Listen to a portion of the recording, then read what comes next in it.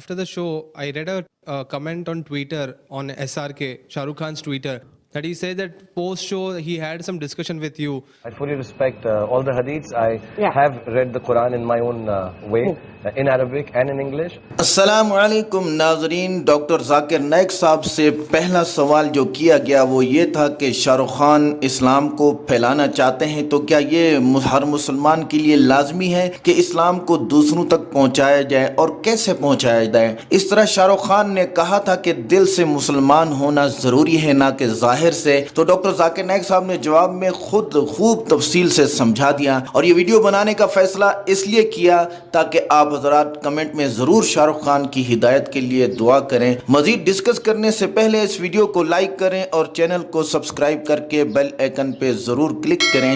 ناظرین، ڈاکٹر ذاکر نائک صاحب نے سوال دہرانے کے بعد جواب دیتے ہوئے فرمایا کہ میں شاہ رخ خان کی اس بات سے اتفاق کرتا ہوں کہ ہر مسلمان کو اسلام کا پیغام دوسروں تک پہنچانا چاہیے کیونکہ یہ ایک فرض ہے اور اہم فرض ہے. اس فرض کو نبھانا ہر مسلمان کا فرض ہے. آپ نے سورہ آل عمران کی آیت نمبر 110 کا حوالہ دیا جس کا ترجمہ کچھ اس طرح تھا کہ مسلمان دنیا کی بہترین امت ہیں کیونکہ مسلمان جو اپنے لیے پسند کرتا ہے وہی دوسروں کے لیے.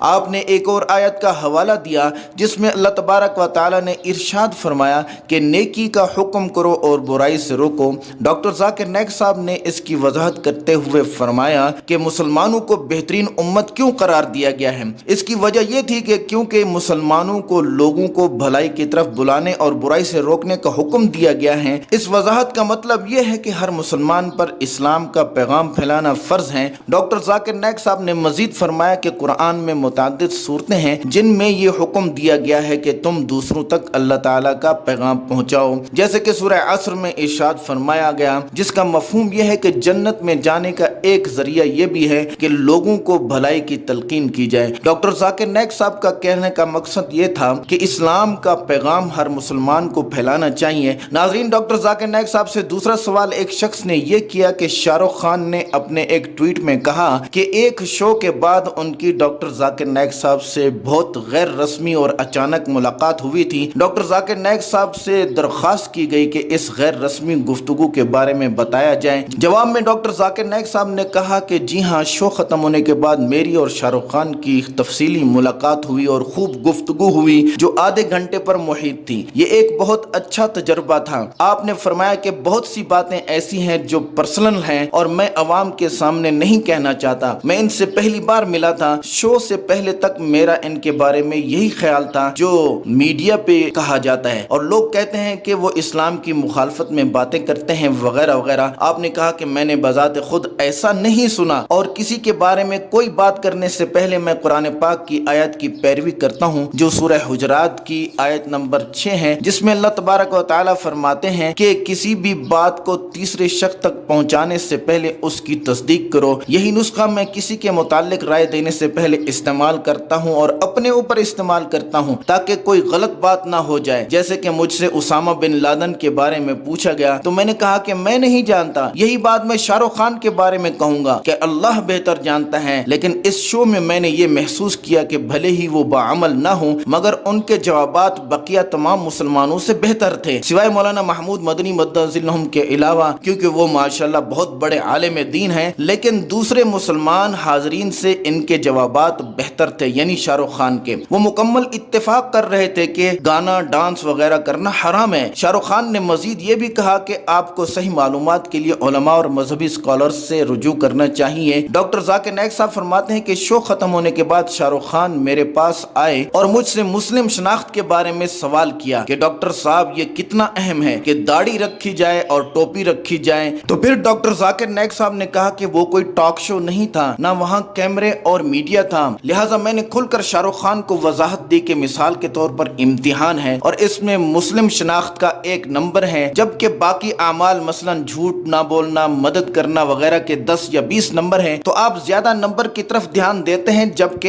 एक नंबर को नजरअंदाज करते हैं। लेकिन अगर आप ज्यादा से ज्यादा नंबर लेना चाहते हैं तो आप एक नंबर की भी फिक्र करेंगे, क्योंकि एक नंबर भी आपको दूसरों से आगे ले जा सकता है। तो मुख्तसर ये कि दाढ़ी सुन्नत है, लेकिन इसका ये मतलब नहीं कि अगर कोई दाढ़ी नहीं रखता तो वो मुसलमान नहीं। और जमहूर उलमा का ये मजहब है कि दाढ़ी रखना वाजिब है और इसको मोड़ना गुनाह है, कबीरा है। फिर डॉक्टर जाकिर नाइक साहब ने मजीद ये भी फरमाया कि ये अहम है लेकिन इतना बड़ा गुनाह नहीं जैसा कि दूसरी चीजों का है। लेकिन ये डॉक्टर साहब की अपनी सोच है। जमहूर उलमा का यही हुक्म है कि ये गुनाह है कबीरा है, यानी दाढ़ी को काटना। लेकिन इसका ये मतलब नहीं कि दाढ़ी काटना गुनाह नहीं, ये बिल्कुल गुनाह है। दोस्तों, डॉक्टर जाकिर नाइक साहब से जो तीसरा सवाल किया गया वो भी शाहरुख खान से मुताल्लिक था, और ये सवाल एक उबैद खान नामी बंदे की तरफ से किया गया था जो TVND पर प्रोग्राम करते थे। इनका सवाल ये था कि शाहरुख खान ने कमेंट किया था कि एक मुसलमान के लिए मुसलमान की तरह दिखने से ज्यादा अहम यह है कि मुसलमान की तरह सोचे। उबैद खान ने डॉक्टर जाकिर नाइक साहब से दरखास्त की कि इस बारे में वजाहत कर दें। जवाब देते हुए डॉक्टर जाकिर नाइक साहब ने इरशाद फरमाया कि मुसलमान की तरह दिखने से ज्यादा मुसलमान की तरह सोचना वाकई में अहम है, मगर इससे ज्यादा बेहतर यह है कि इंसान मुसलमान की तरह ही जाहिरी तौर पे दिखे और मुसलमान की तरह ही सोचे, बजाय इसके कि सिर्फ मुसलमान की तरह सोचे। लिहाजा ये बात ज्यादा बेहतर होगी कि इंसान मुसलमान की ही तरह दिखे भी और ईमानदार भी हो, नमाज भी पढ़े, झूठ भी ना बोले। मुख्तसर ये कि नेकी करे। अगर कोई इंसान मुसलमान होने पर फख्र करता है तो ये अच्छी बात है, उसके साथ साथ कि उसने मुसलमानों का लेबल भी लगाया हुआ हो। डॉक्टर जाकिर नाइक साहब ने फरमाया कि जैसा कि मैंने कहा कि शाहरुख खान ने शो में मौजूद दूसरे मुसलमानों से ज्यादा बेहतर बात की, तो ठीक है अगर वो दाढ़ी नहीं रखते पर वो मुसलमान होने पर फख्र जरूर करते हैं, और यही सबसे अच्छी बात है। इससे कतर नजर के लोग इनके बारे में क्या क्या कहते हैं, मगर जो मैंने शो में और शो के बाद महसूस किया कि वो मुसलमान कहलाने में किसी किस्म की भी शर्म महसूस नहीं करते, बल्कि वो तो मुसलमान होने पर फख्र करते हैं। डॉक्टर जाकिर नाइक साहब ने फरमाया कि मेरी राय इनके बारे में कम से कम अच्छी है, चाहे लोग इनके बारे में जो भी कहें, मगर वो इस्लाम के बारे में सीखना चाहते हैं। नाजरीन, सबसे आखिर में एक शख्स की तरफ से ये पूछा गया कि शाहरुख खान को उन्होंने देखा भी है और वो कहते भी हैं कि मैं नमाज पढ़ता हूँ और इस साल इंशाल्लाह हज पर भी जाऊंगा, तो अल्लाह करे इन्हें हिदायत नसीब हो जाए। उन्होंने ये भी कहा कि मैं नहीं जानता कि ये आपकी मोहब्बत का असर है या कुछ और, बहरहाल अल्लाह ताला इन्हें हिदायत दे। डॉक्टर जाकिर नाइक साहब ने जवाब देते हुए फरमाया कि पता नहीं, मैं नहीं समझता कि मेरी वजह से है, लेकिन अल्लाह पहले हम सबको और फिर इन्हें हिदायत दे, और आमीन बोलो। दोस्तों, इस वीडियो के आखिर में हम आपको शाहरुख खान की जिंदगी के बारे में बताते चलें। शाहरुख खान 2 नवंबर 1965 को नई दिल्ली में पैदा हुए।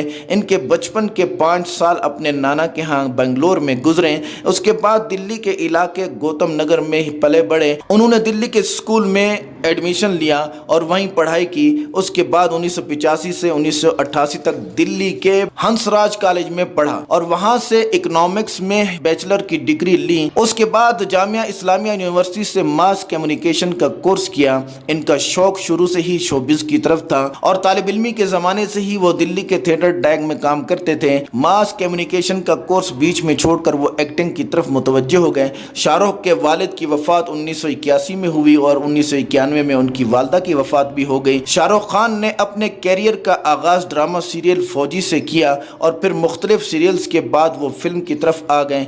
इस दौरान उन्होंने बहुत सी मुश्किलात भी बर्दाश्त की। वो एक सिनेमा में टिकट बेचा करते थे जिसके उन्हें 50 रुपए मिला करते थे। आहिस्ता आहिस्ता शाहरुख कामयाबी की मंजिलें तय करते गए और आज लोग इन्हें किंग खान के नाम से जानते हैं। लेकिन असल कामयाबी ये है कि ये तौबा तायब हो जाए और अपनी हिंदू बीवी के बारे में कोई फैसला जरूर करें ताकि इनको और इनके खानदान को हिदायत मिले। और वीडियो बनाने का फैसला भी इसलिए यही था कि आप हजरात कमेंट में जरूर इनकी हिदायत की दुआ करें। डॉक्टर जाकिर नाइक साहब का जवाब कैसा लगा कमेंट करके जरूर बताएं। इस वीडियो को लाइक और शेयर करें। शुक्रिया। अस्सलाम वालेकुम।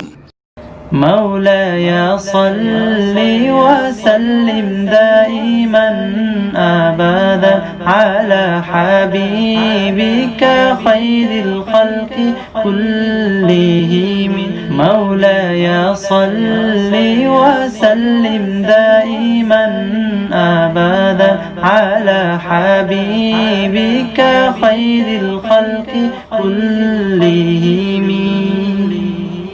محمد سيد الكونين والثقلين محمد سيد الكونين